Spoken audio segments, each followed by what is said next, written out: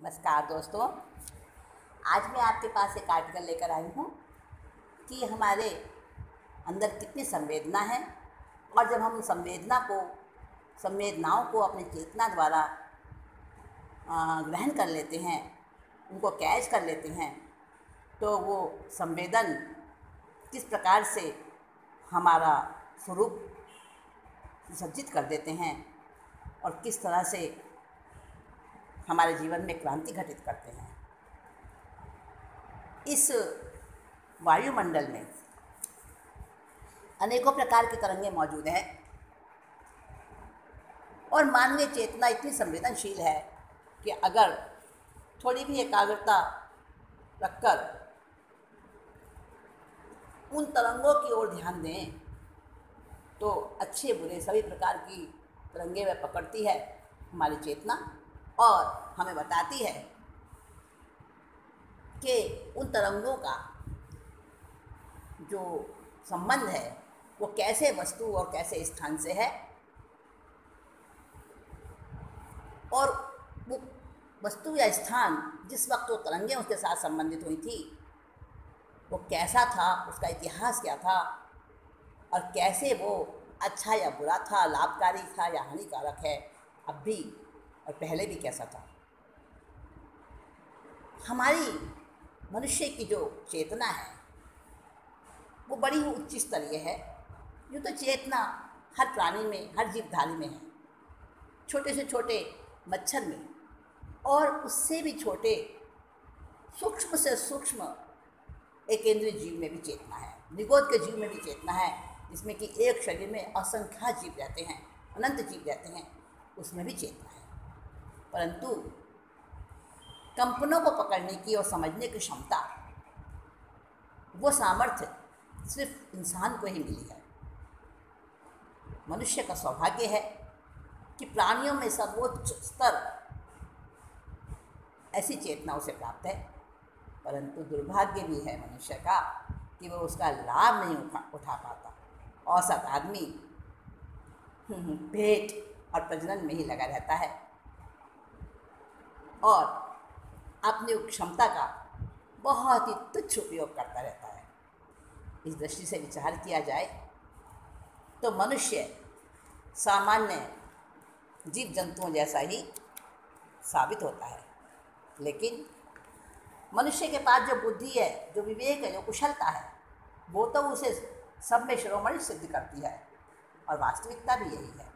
मनुष्य और उसकी चेतना एक्स्ट्रा ऑर्डिनरी है, असाधारण है, उसकी चेतना अद्भुत है, उसकी क्षमता अनलिमिटेड है और समय समय पर देखी गई घटनाएं जो घटित हुई हैं वो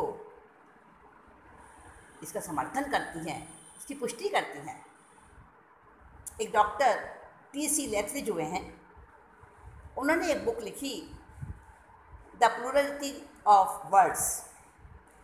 उसमें एक घटना की चर्चा की है। उस बुक में डॉक्टर टी.सी. लेथरिज लिखते हैं कि एक बार वो अपनी पत्नी मीना के साथ लेटन के समुद्री तट पर एक ऐसी घास इकट्ठी कर रहे थे जिसमें बहुत सारी आयोडीन पाई जाती है घास में। हाँ, तो ऐसी घास इकट्ठी कर रहे थे वो एक समुद्र के तट पर अपनी पत्नी मीना के साथ, और वो घास तो इकट्ठी कर ली उन्होंने। उसके बाद वो ज़मीन पर कुछ उपयोगी पौधों की तलाश में इधर उधर घूमने लगे और इसी क्रम में पति पत्नी दोनों जंगल में एक झरने के पास पहुंच गए। वहाँ पर एक बहुत बड़ा शिलाखंड था। चट्टानें ऐसी ढालू थी कि उन पर एक ही ओर से चढ़ा जा सकता था और दूसरी तरफ से वो धरातल से लगभग 20 फुट ऊंची थी, इसलिए उस तरफ से चढ़ना और उतरना दोनों ही असंभव था। जब उनकी पत्नी मीना इस शिलाखंड पर पहुंची तो एक तीव्र भावना ने उसे झकझोर दिया और मीना को बार बार ऐसा लगने लगा, पता नहीं क्या उसके मन में आया कि चट्टान से नीचे पहुंच जाए, कूद पड़े। और ऐसा आवेग उसके मन में आया इन विचारों का, इतना प्रबल था वो आवेग कि कब छलांग लगा दूं, अभी लगा दूं।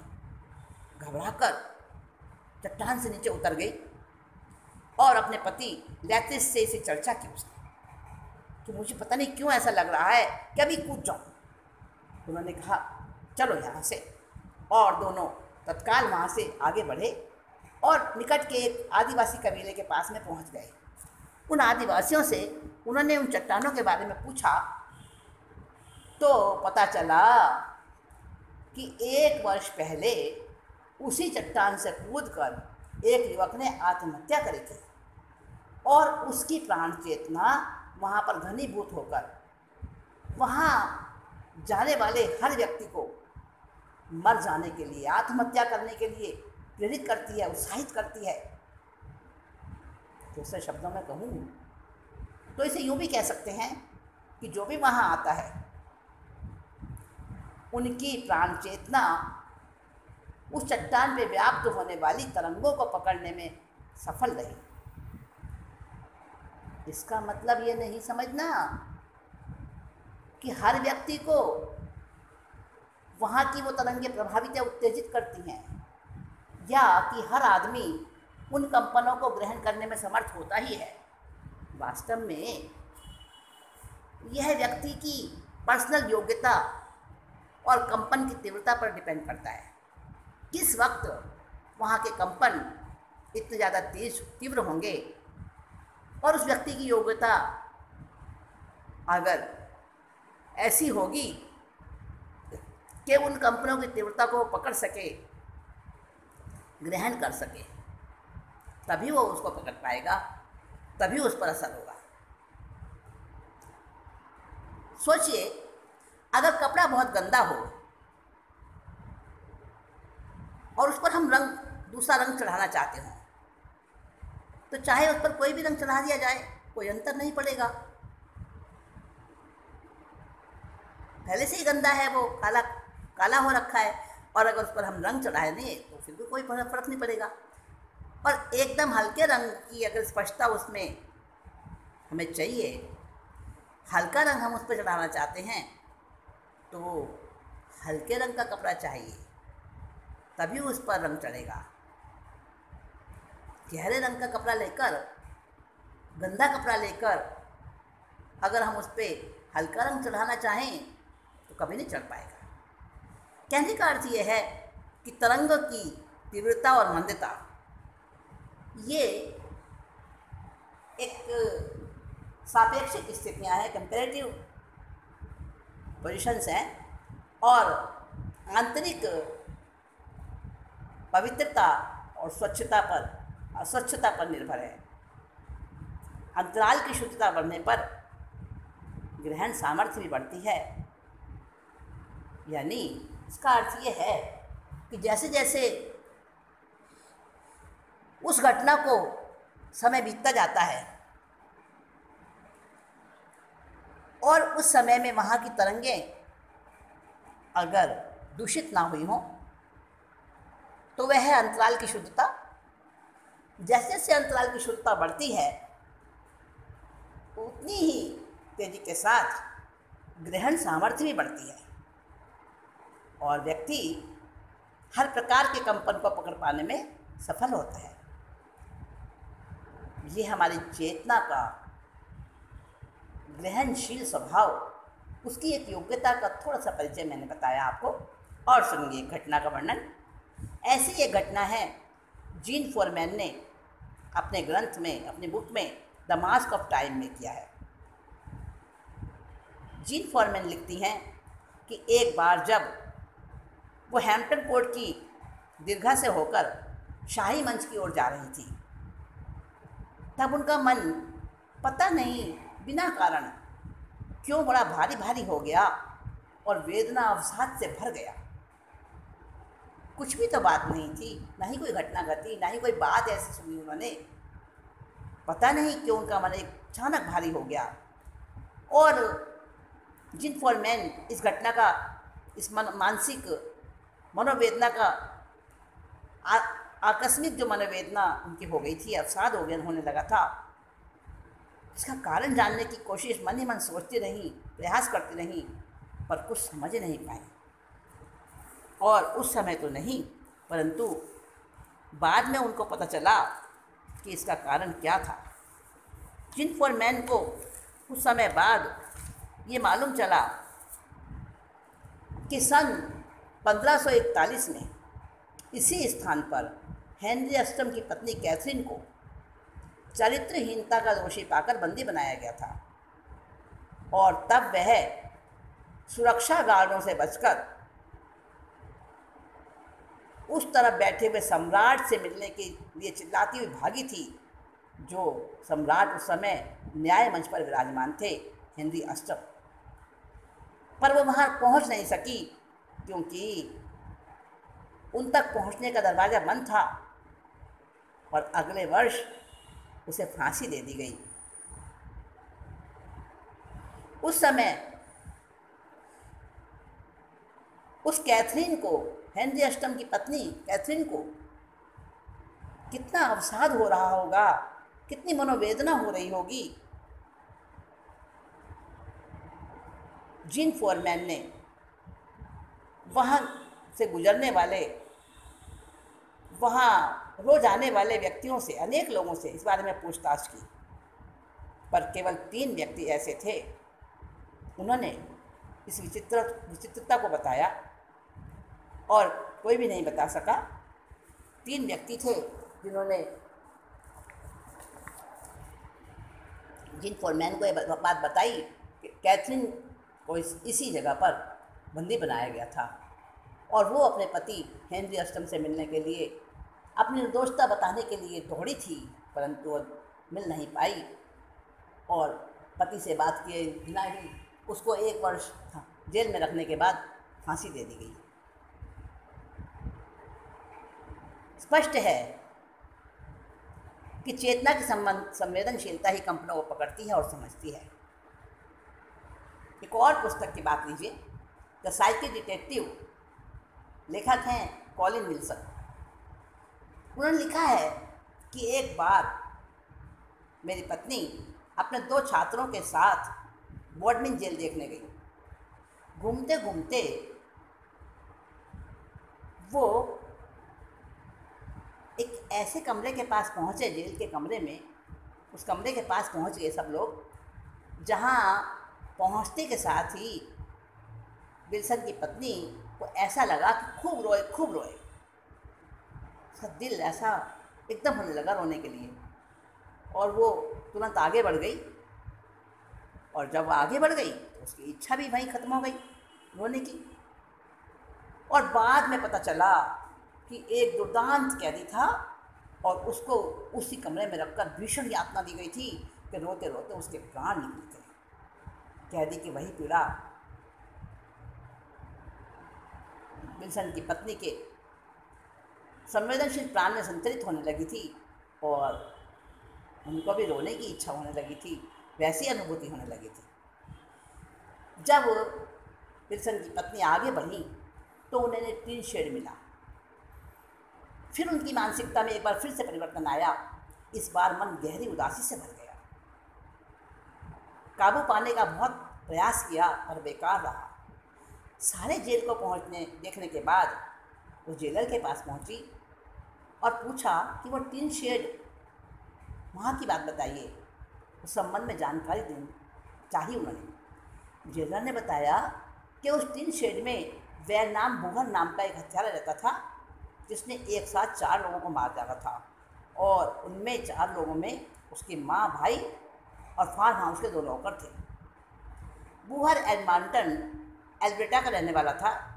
फार्म हाउस में काम करने वाले एक मजदूर की पुत्री से वो शादी करना चाहता था, और उसकी माँ उसका विरोध कर रही थी। माँ चाहती थी कि किसी मजदूर की बेटी से उस अपने बेटे की शादी करे, मजदूर कन्या से उसका बेटा शादी करे, ये उसे बिल्कुल पसंद नहीं थी, इसलिए वो उसे विरोध कर रही थी। इसी बात को लेकर एक दिन माँ बेटे में बहुत लड़ाई हुई। बुहर को क्रोध आया, उसने माँ को गोली मार दी, और जब भाई आया तो उसे भी नहीं छोड़ा। 2 मजदूर आए और वो एक दृश्य देख रहे थे, तो उनको भी मौत की नींद सुला दिया, और फिर उसको फांसी की सज़ा हुई थी। तो 18 शेड उसी में वो रहा करता था जेल के अंदर कैद होने के बाद।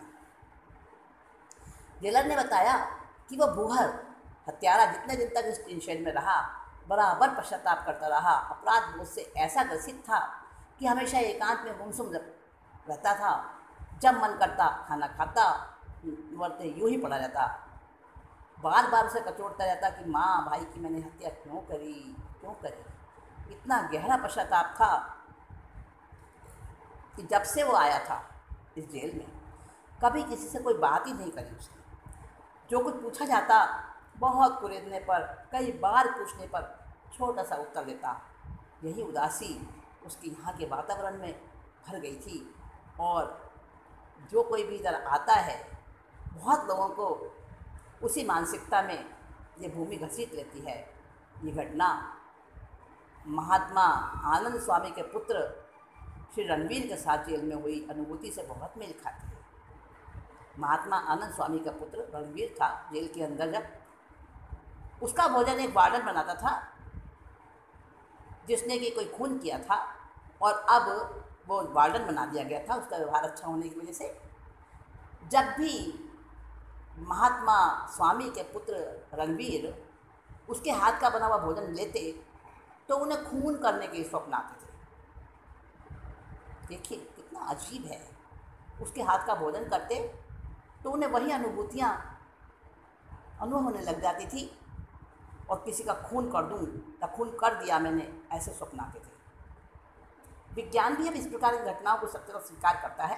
विज्ञान का कहना है कि संपूर्ण विश्व तरंगों से भरा है और यहाँ का हर जड़ चेतन तरंग से युक्त है। और क्वांटम सिद्धांत, आज जो क्वांटम प्रिंसिपल है, वो इसकी व्याख्या करता है। सिद्धांत की क्वांटम थ्योरी के अनुसार पदार्थ की मूल सत्ता कंपायमान है। जब पदार्थ का लय होता है तो वो अपनी मूल प्रकृति यानी तरंग में आ जाता है, तरंग रूप में आ जाता है। पदार्थ का सर्वथा लोप नहीं होता, कभी नष्ट नहीं होता पदार्थ, सिर्फ उसका रूपांतरण होता है। वो मतलब उसका रूप चेंज होता है उसका। संसार में जितनी भी घटनाएं घटती हैं, घटना घटने के बाद वो बिल्कुल समाप्त नहीं हो जाती,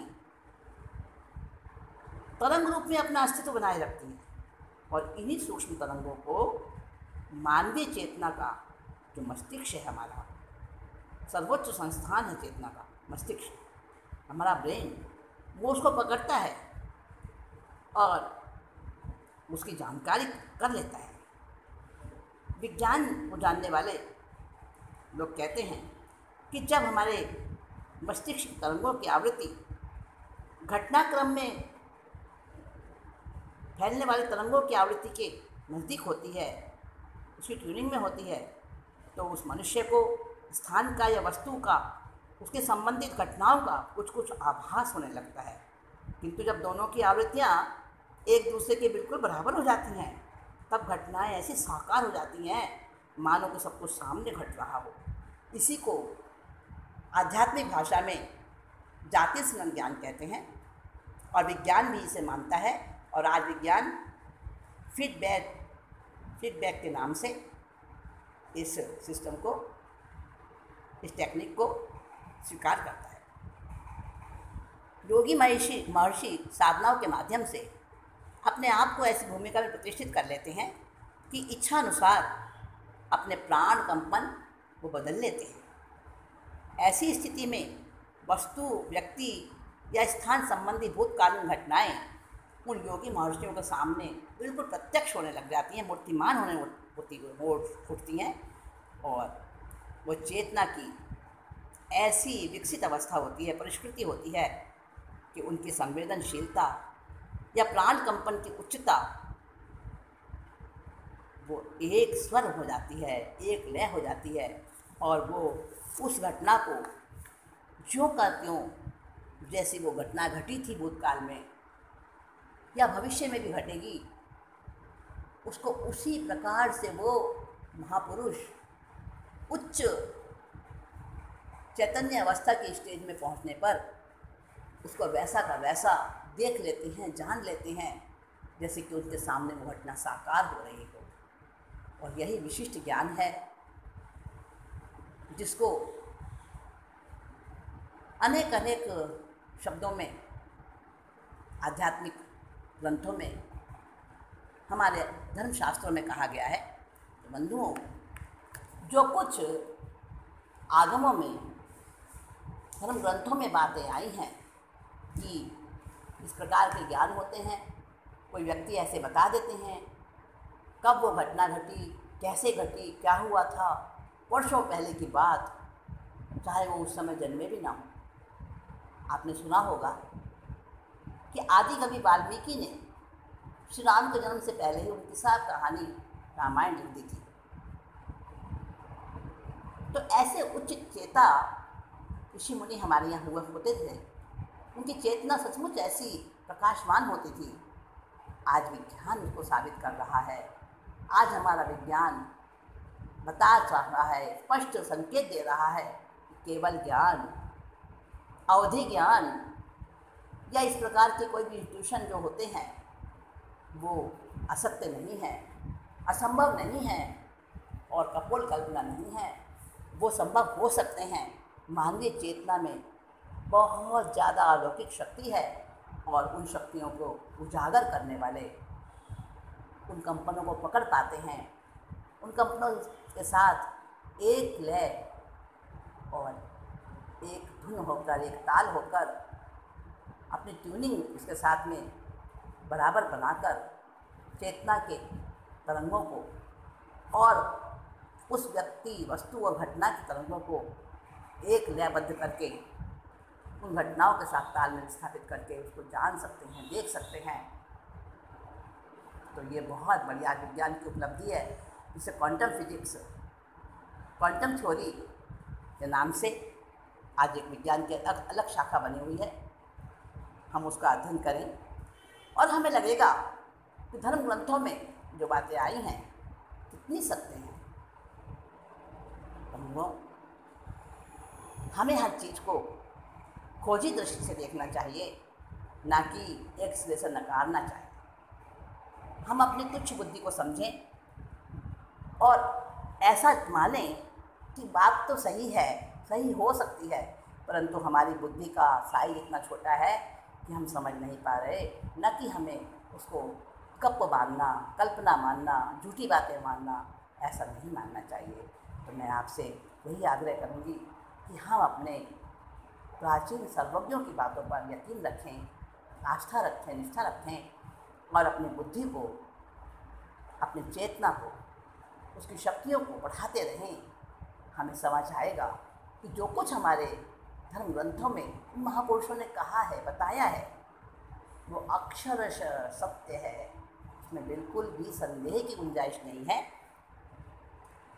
हम सब इस प्रयास में लगें, यही मैं चाहूँगी और इसी की इच्छा करती हुई आपसे विदा लेती हूँ।